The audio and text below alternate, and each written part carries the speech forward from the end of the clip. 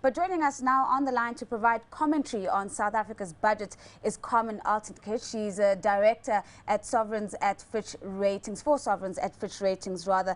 Carmen, thank you so much for making the time to join us. Let's get the overall feedback from Fitch on the minister's budget. What were the key red flags that have stood out for the rating agency? Well, from Fitch's perspective, the 2015 budget was something of a mixed bag. On the positive side, as a result of the rebasing of GDP, we've seen debt figures coming down, and we've seen the pace of increase in debt to GDP moderate. But on the negative side, despite the efforts at raising taxes, at cutting expenditure, there's actually no evidence of fiscal consolidation, with the budget deficit remaining unchanged at 3.9%. And perhaps most concerningly, we've seen growth being revised lower further, something which from our perspective is a key concern for the rating. Carmen, it's Gugu here with Nozipho at the desk. What particular alternatives do you think the minister could have maybe made use of in this budget speech?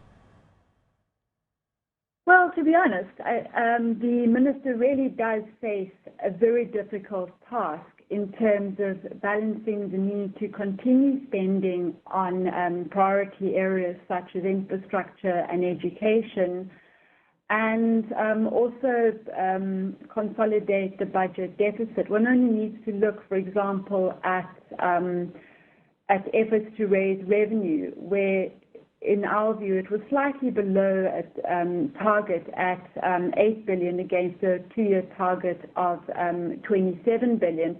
And this really reflects the fact that the minister probably felt that given the pressure that consumers are already under, raising revenue further would perhaps be too difficult. Carmen, Nozipho again, would you then say that a ratings downgrade is on the cards for South Africa? Well, to be fair, Fitch has South Africa's rating at BBB with a negative outlook, suggesting that negative action is possible over the next 2 years. And the three things that we'll be looking at very carefully is what's happening with growth. We'll be analyzing the budget very carefully at the time of the committee, and we'll also be having a look at what's happening on the external front. You make no mention of state-owned entities like Eskom.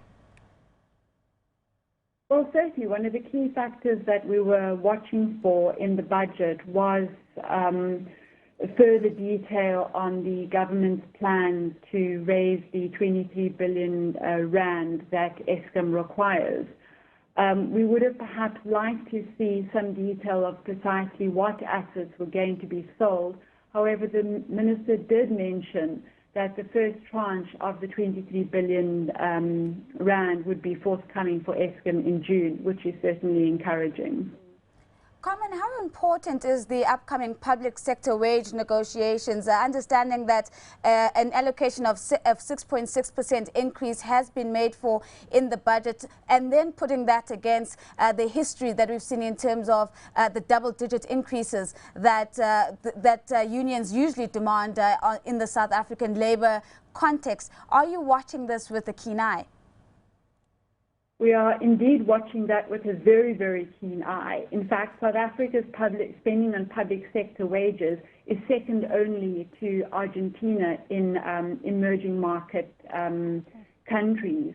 And yes, certainly, if the unions are able to gain more than 6.6% allocated in the budget, then that really brings into question Minister Nene's ability to consolidate public finances. Carmen, just to close off with, given South Africa's financial standing at the moment, the growth estimations and where we fare, how do you think we compare in comparison to our international emerging market counterparts? Well, I think in comparison to other emerging markets, there are certainly a number of factors in South Africa's favour. South Africa has a very sound and well-respected banking system. It has a very liquid foreign exchange market.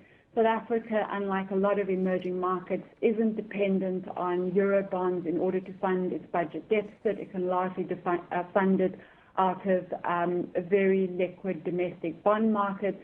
However, on the other side, South Africa faces significant challenges. Growth, particularly in per capita income compared to its BBB peers, is very weak. Debt is comparatively higher. And undoubtedly, South Africa faces significant social challenges, particularly around high levels of unemployment.